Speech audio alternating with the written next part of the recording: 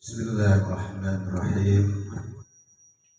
Assalamualaikum warahmatullahi wabarakatuh. Waalaikumsalam warahmatullahi wabarakatuh. Alhamdulillah. Alhamdulillahirabbil alamin wa bihi nasta'in ala umuri dunya waddin wa ala alihi wa ashabihi wa man tabi'ahum bi ihsanin ila yaumiddin. Subhanaka la ilma lana illa ma 'allamtana innaka antal alimul hakim. Wa qala Rasulullah sallallahu alaihi wasallam, man salaka tariqan yaltamisu fihi 'ilman sahhalallahu lahu tariqan ilal jannah. Talabul ilmi faridatun ala kulli muslimin wa muslimatin. Amma ba'du, hadratul mukarramun, para jamaah Hadis Ta'lim Darussalam yang dirahmati Allah Subhanahu wa taala. Puja serasa syukur kita panjatkan kepada Allah Subhanahu wa taala yang alhamdulillah pada malam hari ini kita semua dipilih oleh Allah Subhanahu wa taala untuk bisa hadir di Majelis Ta'lim Darussalam dalam rangka talabul ilmi, silaturahmi, dan juga kita bisa saling mendoakan. Mudah-mudahan hadirnya kita, duduknya kita di Majelis Ta'lim ini menjadi asbab Allah ridho kepada kita semuanya. Amin. Allah limpahkan keberkahan, Allah limpahkan rahmat buat kita, keluarga kita dunia dan akhirat. Amin ya Allah ya Rabbal alamin. Selawat dan salam kita sampaikan kepada junjungan kita, suri teladan kita, pemimpin kita dunia akhirat, Habibullah Nabi besar Muhammad sallallahu alaihi wasallam, serta keluarga, keturunan beberapa pimpinan yang setia hingga yaumil qiyamah. Mudah-mudahan kita semua yang hadir pada malam hari ini kelak bukan saja kita yang mengenali Nabi, tapi kita juga dikenali oleh Nabi kita Muhammad sallallahu alaihi wasallam. Sebelum kita mulai pengajian kita, saya ingin mengajak mari kita membaca Sayyidul Istighfar satu kali. Bismillahirrahmanirrahim. Bismillahirrahmanirrahim. Allahumma anta rabbi la ilaha illa anta khalaqtani wa ana abduka wa ana ala ahdika wa wa'dika ma sana'tu a'udzu bika min syarri ma sana'tu abu'u laka bi ni'matika alayya wa abu'u bi dzambi waghfirli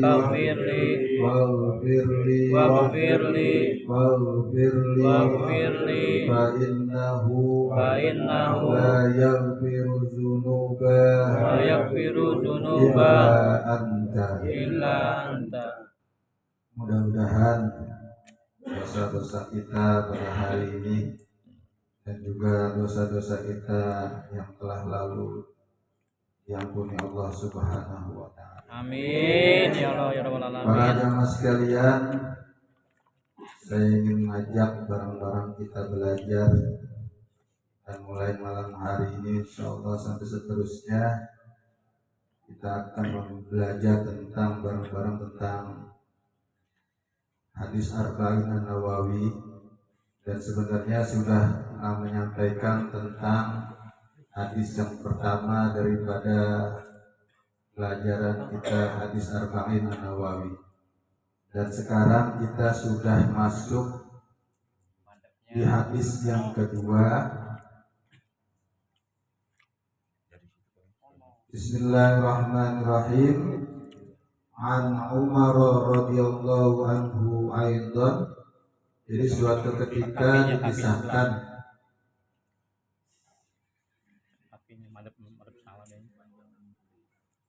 bagaimana sih ini kru?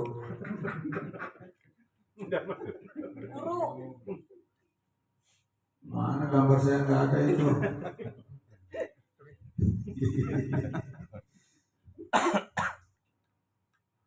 Udah training dulu nih di Trans 7.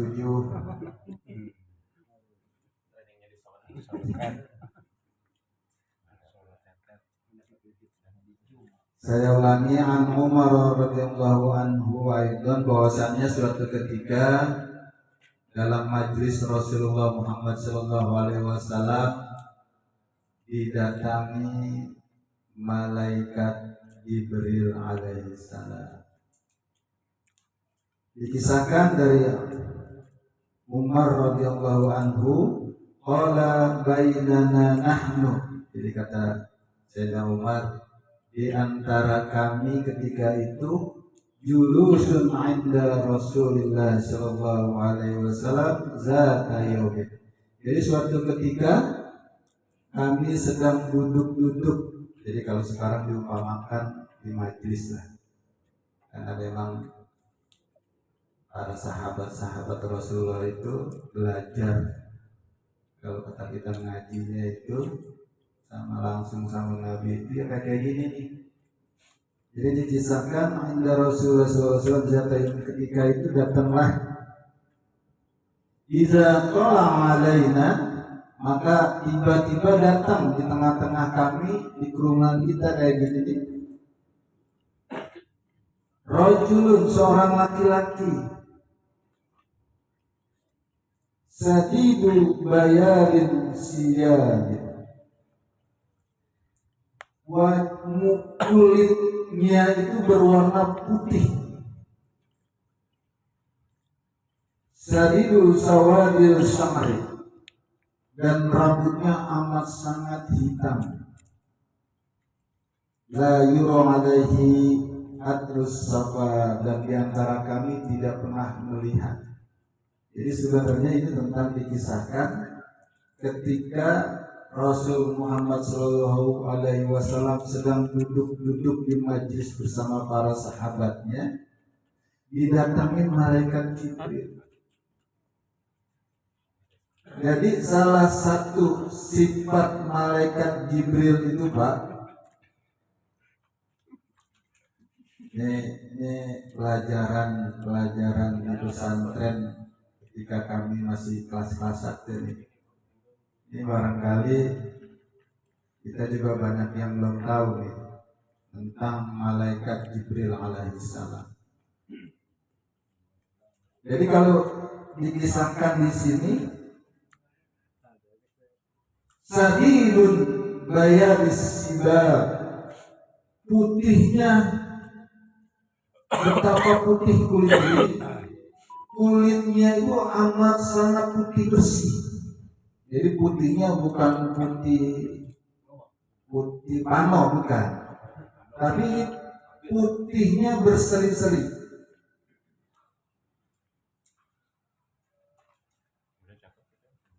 La yura alaihi syafar, dan rambutnya amat sangat hitam. Jadi kulitnya putih berseri, rambutnya sangat hitam, dan kami tidak pernah melihat. Jadi dikisahkannya hadis sahih tentang malaikat Jibril. Malaikat Jibril itu, Pak, mempunyai sifat fisik yang sangat tampan. Tampan tahu artinya tampan ya, ganteng. Kalau di sini kayak siapa ya? Jauh. Jadi dikisahkan malaikat Jibril itu kalau dia menyerupai bentuk manusia, jadi kalau datang kepada majlis Rasulullah itu berbentuk manusia, dikisahkan itu kulitnya putih berseri, pokoknya putih, dan putihnya putih bersih, enak dilihat, dan rambutnya amat sangat hitam. Jadi sifat malaikat Jibril itu sangat tampan dan enak dipandang. Kan ada orang ganteng tapi orang enak banget dilihatnya gitu. Ada nggak orang ganteng tapi nggak enak dilihatnya? Ada. Ganteng dan wanita nggak punya duit. Orang ganteng punya banyak masalah terus nggak punya duit, itu biasanya nggak enak itu dilihatnya. Apalagi diselotin sama bininya. Dan jatuh. Curhat dong kayak. Jadi dikisahkan fisiknya malaikat Jibril itu amat sangat rupawan, tampan rupawan dan enak dipandang. Dan manusia dikisahkan ini hadis sahih. Manusia yang Allah izinkan untuk melihat rupa asli malaikat Jibril itu hanya Nabi Muhammad SAW. Jadi dikisahkan itu wujud daripada malaikat Jibril aslinya itu dia bersayap. Berapa jumlah sayap malaikat Jibril? Loh? Ada yang tahu berapa jumlah sayap daripada malaikat Jibril? Wujud aslinya nih.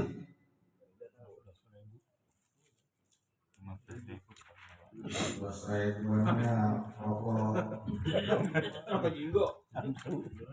Dikisahkan jumlah sayap malaikat Jibril itu 600 sayap. Ini asli. Dan jarak antara telinganya, tahu telinga enggak? Kuping. Jarak antara telinganya dengan bahu. Ini kalau wujud asli malaikat Jibril, jumlah sayapnya 600, jarak antara telinga dengan bahu ditempuh dengan jarak 700 tahun perjalanan. Orang gede apa itu? Kuping sama bahunya aja. Kalau kita jalan kaki dari bahu menuju kupingnya malaikat Jibril, itu kita tempuh selama 700 tahun perjalanan. Saking gede, sayapnya 600. Itu wujud asli malaikat Jibril. Kurang lebih malaikat Israel itu wujud asli kurang lebih hampir sama dikisahkan.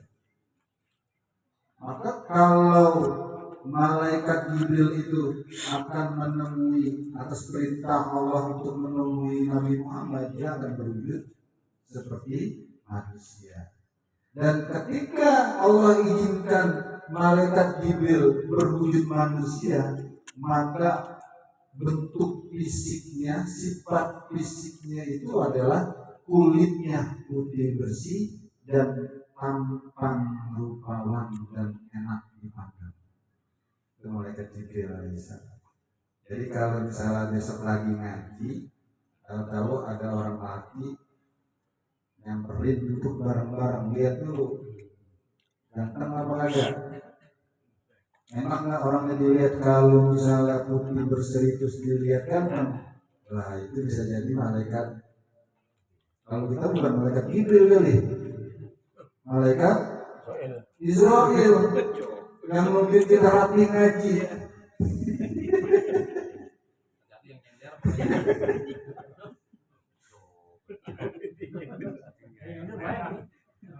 Tapi kalau lagi ngaji begini, tahu-tahu budak ya duduk di tengah-tengah kita, bukan enak-enak dilihatnya, berarti bukan malaikat itu. Orang kehilangan akal betul. Nah, dikisahkan di sini, maka saya lanjut. La yu'u alaihi asrus safa, dan kami semuanya, Nabi, para sahabat itu tidak mengenali. Hatta jangan selalu orang itu yang Jibril bertemu manusia itu duduk di dekat Nabi Muhammad SAW. fa asnada rukbatihi ila rukbataihi. Saking dekatnya itu malaikat Jibril duduk di dekat Rasulullah hingga berbenturan, bersentuhan antara dengkulnya malaikat Jibril dengan dengkulnya Rasulullah Muhammad SAW. Saking dekatnya. Jadi Rasulullah sedang ta'lim begini, tiba-tiba laki-laki itu yang amat sangat rupawan itu, dan dikisahkan di akhir Rasulullah itu adalah malaikat Jibril, saking dekatnya duduk sama Nabi sampai bersentuhanlah dengkul. Udah biar situ diam dah, ada situ. Ya, Lamain dia. lututnya malaikat Jibril dengan lututnya Nabi Muhammad SAW nempel. Lalu malaikat Jibril menaruh karena saking pengen bersentuhannya itu lututnya di dekat Rasulullah SAW. Waqala, lalu laki-laki itu yang dikisahkan malaikat Jibril, ya Rasulullah Muhammad sallallahu alaihi wasallam, akhbirni anil Islam. Nah, ini kalau baca hadis arba'in ini saya persingkat-singkat aja berdepan.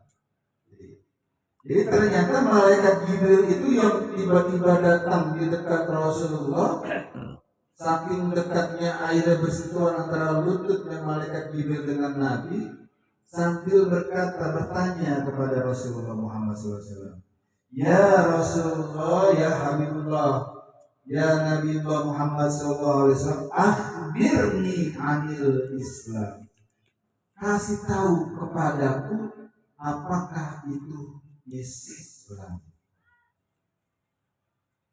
Jadi ini hikmahnya nanti di belakang adalah hanya ingin memberitahu pelajaran tentang Islam kepada para sahabat-sahabat Rasulullah. Akhirnya anil Islam, kata malaikat Jibril. Faqala Rasulullah sallallahu alaihi wasallam, maka Rasul Muhammad SAW menjawab, al-Islamu anna tashhada an la ilaha illallah wa anna Muhammadun Rasulullah. Ketika malaikat Jibril bertanya kepada Nabi Muhammad, akhbirni anil Islam, ya Rasulullah, tolong kasih tahu kepadaku apa itu agama Islam. Maka Rasul Muhammad SAW menjawab, al-Islamu an tashhada anna la ilaha illallah. Agama Islam itu atau Islam itu ketika kamu bersahadat atau kamu bersaksi. Syahadat itu sama juga dengan ikrar atau janji. Anna la ilaha illallah wa anna Muhammadun Rasulullah. Ketika kau bersahadat bahwasannya sesungguhnya tiada Tuhan selain Allah dan Nabi Muhammad adalah utusan Allah, ketika itu kamu Islam. Jadi kalau ada orang Nasrani atau non-Islam atau non-Muslim, tiba-tiba dia mengucap aku bersaksi, tidak baca syahadat. Syahadat itu kan bahasa Arabnya asyhadu an la ilaha illallah wa asyhadu anna Muhammadur Rasul. Arti bahasa Indonesianya adalah aku bersaksi bahwasannya tiada Tuhan selain Allah dan Nabi Muhammad utusan Allah. Kalau ada orang non-Islam berikrar atau mengucapin seperti itu, maka secara otomatis dia masuk Islam. Yang lucunya, kalau orang keturunan Islam, orang tuanya Islam, lalu dia dilahirkan dari rahim seorang Islam, keluarga Islam, dan diazankan, maka dia menjadi Islam. Dia tidak pernah bersyahadat. Gimana itu? Seorang bayi sampai besar, sampai balik, dilahirkan dari keluarga muslim Islam, orang tuanya Islam, bapaknya Islam, ibunya Islam, bahkan lahirnya diazanin. Tapi sampai dia akil balik, sampai dia tua, dia tidak pernah bersyahadat kepada Allah dan Rasulullah. Islam enggak itu? Pak? Islam enggak, Pak? Sedangkan Rasulullah menjawab pertanyaan malaikat Jibril, annal Islam tashhada, ketika engkau bersahadat, engkau berikrar, engkau menyaksikan, engkau bersaksi, tashhada, kamu bersaksi, Allah ilaha illallah, tiada Tuhan selain Allah. Nah, sekarang pertanyaannya saya sederhanakan. Kalau ada orang bersahadat dengan dua syahadat ini, dia beragama Islam, lalu dia mengucapkan orang itu Tuhannya beda sama saya. Padahal syahadat mengatakan aku bersaksi tiada Tuhan selain Allah. Lalu ada orang Islam, dia sholat, dia puasa, dia zakat, lalu dia mengucap gini, dia mah Tuhannya beda sama saya. Itu pengakuan bahwasannya ada Tuhan selain Allah. Benar gak? Sahabat kita kan mengatakan aku bersaksi tiada Tuhan selain Allah. Lalu tiba-tiba di tengah perjalanan umurnya dia, atau dia sudah tua, dia bilang, dia mah tetangga saya mah Tuhannya beda sama saya. Itu secara tidak langsung membatalkan syahadatnya. Karena dia sudah mengakui ada Tuhan selain Allah. Nah ini hati-hati. Makanya 2-3 tahun yang lalu kan heboh tuh. Kita nggak boleh ngucapin Natal, itu intoleran. Intoleran itu apa? Tidak toleransi. Islam itu agama toleransi. Maka mengucapin selamat Natal itu boleh-boleh saja. Natal itu artinya apa, Pak? Natal itu mengakui ada kelahiran Tuhan. Nah ini perlu hati-hati. Jangan-jangan secara tidak sadar kita sudah membatalkan syahadat kita. Jangan-jangan tauhid kita sudah rusak karena kita sudah menganggap ada Tuhan selain Allah.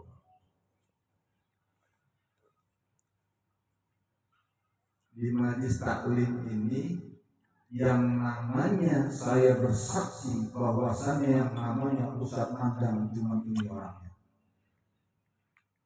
Tiba-tiba di luar majlis taklim saya bilang, di sono mah Ustadz Mandangnya beda sama Ustadz Mandang yang ada di majlis taklim. Berarti kan kita menganggap ada buah Ustadz Mandang. Benar gak?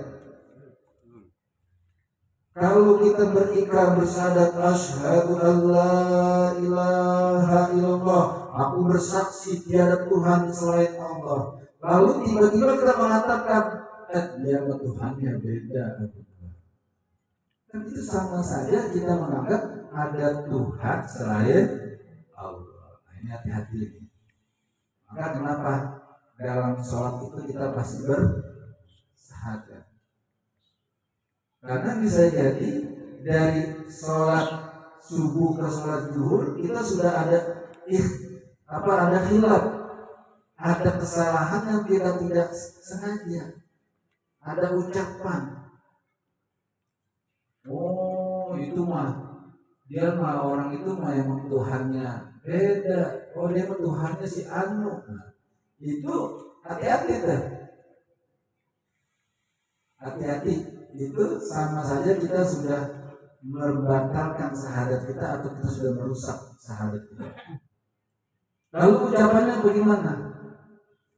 Oh, dia mah beda tauhidnya sama saya. Atau ucapan yang paling aman, oh dia mah non muslim. Karena lucu orang sekarang itu non muslim nggak mau dibilang kafir. Padahal kalimat kafir itu dari zaman dahulu. Orang yang namanya tidak bersyahadat, kafir itu atau kapannya kafir? Kafar, tertutup. Maka ketika kita melanjutkan doa terakhir lah, wa kafir anna sayyi'atina, maka tutuplah segala aibku ya Allah. Maka kafir itu arti bahasa Indonesianya adalah orang yang tertutup hatinya dari iman kepada Allah. Itu namanya kafir. Jadi jangan takut kalau orang tidak bersahadat atau dia tidak beriman kepada Allah, kita bilang kafir. Jangan takut karena memang hakikatnya ya begitu. Nggak ada dalam ayat Al-Quran non muslim kuliah ayuhan non muslim kan? Yang ada kuliah ayuhal kafir. Karena kafir itu bahasa Arab yang artinya tertutup. Jadi Al-Islamu kata Rasulullah SAW an tashhada an la ilaha illallah wa anna Muhammadan Rasulullah. Jadi kalau sahadat kita bersahadat ada Tuhan selain Allah, jangan sekali-kali kita menganggap, apalagi dalam hati itu, atau kita di akal kita mengatakan, oh dia memang Tuhan Yesus. Nah itu hati-hati. Berarti kita sama saja menganggap ada Tuhan selain Allah. Hati-hati. Jadi jangan sampai sahadat kita ini rusak tanpa kita sadari. Akhirnya ibadah-ibadah kita akan sia-sia karena kita menganggap ada Tuhan selain Allah. Ini mutlak Pak. Ini mutlak. Tidak bisa ditawar, tidak bisa diganggu-gugat, tidak bisa dikurangi dan tidak bisa dilebihin. Mutlak. Aku bersaksi tiada Tuhan selain Allah. Walaupun di seberang sana ada yang ngaku-ngaku hebat banget, tapi kita nggak mengakui kalau itu Tuhan. Maka jangan sampai akal kita lalu terucap dengan lisan kita dia mah Tuhannya gitu. Padahal kalimatnya sederhana itu dia mah Tuhannya gitu. Itu sama saja kita mengakui ada Tuhan selain Allah. Yang kedua, waktu qimas shalah kata Rasulullah SAW. Jadi Islam itu, rukun Islam itu atau Islam itu adalah yang pertama bersahadat dengan syahadat lain, asyhadu an la ilaha illallah wa asyhadu anna Muhammadar Rasulullah. Yang kedua, waktu qimas shalah, lalu mendirikan salat. Ada orang bersahadat mengakui tiada Tuhan selain Allah dan Nabi Muhammad adalah utusan Allah, lalu dia tidak watuki, maksudnya dia tidak menjalankan atau mendirikan sholat.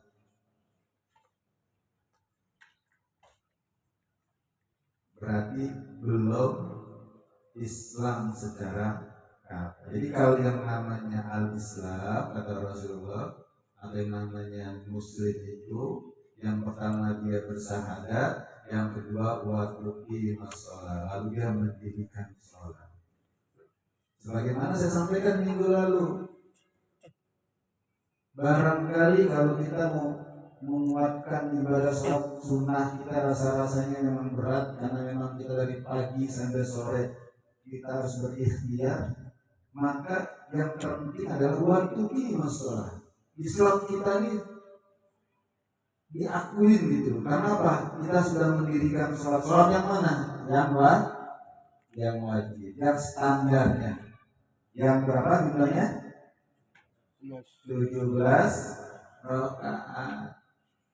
Subuh 2, zuhur 4, asar 4, maghrib 3, isya 4. Jadi totalnya 17 rakaat. Nah, itu bersahadat lalu dia mendirikan sholat. Itu kedua kriteria seorang Islam. Jadi jangan sampai kita bersahadat tapi tidak mendirikan sholat. Ustaz, saya mau sholatnya duduk lalu langsung fokus sama Allah. Lalu seperti orang-orang tunggang-tunggang. Nah, itu nggak disebut sholat itu. Ada ya saat saya bagaimana mau sholat, orang diri saya aja belum benar, perbuatan saya aja masih begini, bagaimana saya mau sholat?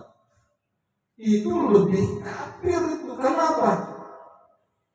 Udah dia tidak melakukan sholat, lalu dia mengakui dia tidak benar. Justru kalau dia mengakui dirinya tidak benar, ya kudu sholat.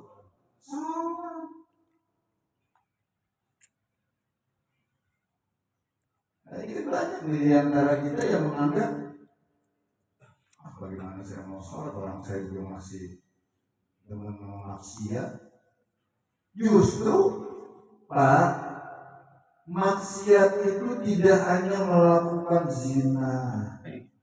Maksiat itu tidak hanya dia berjudi, dia mabuk-mabukan. Maksiat yang paling besar, maksiat yang paling bahaya adalah maksiat meninggalkan sholat. Itu maksiat, dan itu adalah maksiat yang terbesar. Di awal kemarin itu duanya itu saya bahas tentang sholat terus, dan ancamannya barang siapa yang meninggalkan sholat juga saya sudah jelaskan. Saking pentingnya sholat, maka berkali-kali tidak bosan-bosan saya mengingatkan diri saya pribadi dan khususnya para jamaah sekalian, jangan sampai kita lalai dari yang namanya mengerjakan sholat. Apapun, bagaimanapun dan dimanapun kita paksa diri kita untuk bisa melaksanakan atau mendirikan sholat yang 5 waktu. Saya malu saat bertemu sholat di rumah. Ada orang yang memang berat untuk melangkah, mulai dia mau sholat ke musola atau ke masjid.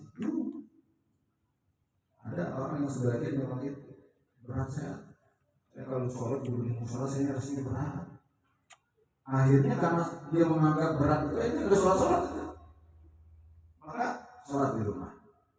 Lalu kira-kiranya belum kuat untuk melangkah ke musola atau yang penting jangan sampai kita meninggalkan sholat, terutama sholat yang 5 waktu yang jumlahnya 17 rakaat. Jadi ketika Rasul Muhammad SAW sedang duduk di majlis taklim, didatangi malaikat Jibril yang berbentuk seorang laki-laki yang sangat tampan. Lalu bertanya malaikat itu, akhbirni anil Islam, jelaskan kepadaku tentang Islam. Maka Rasul Muhammad SAW menjawab, annal Islam antashhada la ilaha illallah wa anna Muhammadur Rasulullah. Yang kedua, buat tuqim sholat, dan kau dirikan sholat. Itu saja sampai sini saya dulu. Insyaallah nanti rukun Islam yang ketiga dan selanjutnya kita teruskan minggu depan. Mudah-mudahan belajar pada malam hari ini manfaat dan maslahat buat kita semuanya, dan Allah meridhoi kita semua. Amin ya Allah. Amin. Panjangkan umur kita. Amin ya Allah. Sehatkan badan kita. Amin. Allah berikan kita kenikmatan dalam ibadah kepada Allah Subhanahu wa taala. Amin ya Sehingga Allah. akhir hayat kita Allah ridho kepada kita, dan kita pun ridho terhadap ketetapan Allah, dan Allah wafatkan kita bi husnil khatimah. Amin ya Allah ya Rabbal Al-Fatihah. Auzubillahi minasyaitonir rajim.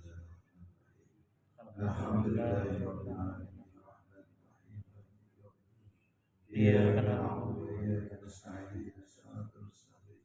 Shiratal ladzina an'amta 'alaihim ghairil maghdubi 'alaihim waladdallin. Mari kita tutup kajian kita dengan bermunajat kepada Allah Subhanahu wa taala. Munajat kita baca lagi satu Fatihah sekali lagi, yang mana kita niatkan, kita hadiahkan bacaan Fatihah ini untuk semua ahli kubur kita. Mudah-mudahan dengan bacaan Fatihah ini semua ahli kubur kita Allah ampuni segala dosa dan salahnya. Allah terima iman Islamnya. Amin. Allah terangi alam kuburnya. Amin. Allah lapangkan luaskan alam kuburnya. Amin. Allah jadikan alam kuburnya taman-taman surga Allah hingga yaumil qiyamah. Amin. Dan juga dengan suratul Fatihah ini kita mohon pada Allah Subhanahu wa taala untuk kita, Amin. istri kita, anak, mantu, cucu kita, orang tua kita, mertua kita yang masih hidup. Mudah-mudahan Allah berikan kita semuanya kesehatan jasmani dan rohani, kesehatan badan. Allah jauh kita dari segala penyakit, penyakit zahir maupun batin. Allah jauh kita dari segala keburukan dan mara bahaya. Allah berikan kita kebahagiaan hidup dunia dan akhirat. Kita mohon pada Allah Subhanahu wa taala, mudah-mudahan Allah jadikan rumah tangga kita rumah tangga yang penuh dengan ketenangan, ketentraman, kedamaian, kebahagiaan dan keberkahan. Allah jadikan rumah tangga kita rumah tangga yang sakinah penuh dengan mawaddah warahmah. Kita mohon pada Allah Subhanahu wa taala untuk anak-anak kita yang sekolah, yang kuliah, yang bekerja maupun yang sudah berumah tangga. Semoga Allah jadikan mereka semuanya hamba-hamba Allah yang soleh dan solehah. Allah jaga, Allah bimbing, Allah pelihara mereka selalu yang Allah ridhoi. Allah karuniai mereka ini yang bermanfaat bagi dirinya, kedua orang tuanya di dunia wa dunia wal akhirah. Allah lindungi dan Allah jauhi mereka dari segala keburukan dan mara bahaya.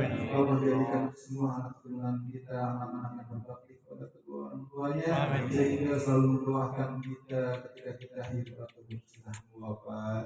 Allah angkat derajat anak keturunan kita, Allah perbagus akhlak anak keturunan kita, dan Allah lembutkan hati anak-anak kita untuk menerima Islam dan iman hingga akhir hayatnya. Dan juga untuk usaha dan pekerjaan kita, semoga Allah berikan kita kemudahan dan keberkahan. Allah berikan kita rezeki yang banyak, yang halal, yang berkah berkah ibadah kepada Allah Subhanahu wa taala. Apabila di antara kita, keluarga kita, orang tua kita, mertua kita ada yang kurang sehat ataupun itu penyakitnya, semoga Allah angkat atau jauhi penyakitnya. Allah berikan kesehatan, kesembuhan seperti sedia kala, sehingga bisa beribadah kepada Allah dengan sebaik-baiknya.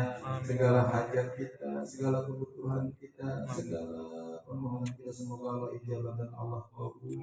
Allah qabul. Allah haji karamatu wa bisyri wa syafaati Rasulillah Muhammad sallallahu alaihi wasallam. Al-Fatihah. A'udzubillahi minasyaitonir rajim. Bismillahirrahmanirrahim. Alhamdulillahirabbil alamin arrahmanir rahim maliki yaumiddin. Iyyaka na'budu wa iyyaka nasta'in. Ihdinas siratal mustaqim. Shiratal ladzina an'amta 'alaihim ghairil maghdubi 'alaihim waladdallin. Astagfirullahaladzim, astagfirullahaladzim, astagfirullahaladzim. Alhamdulillah, syukur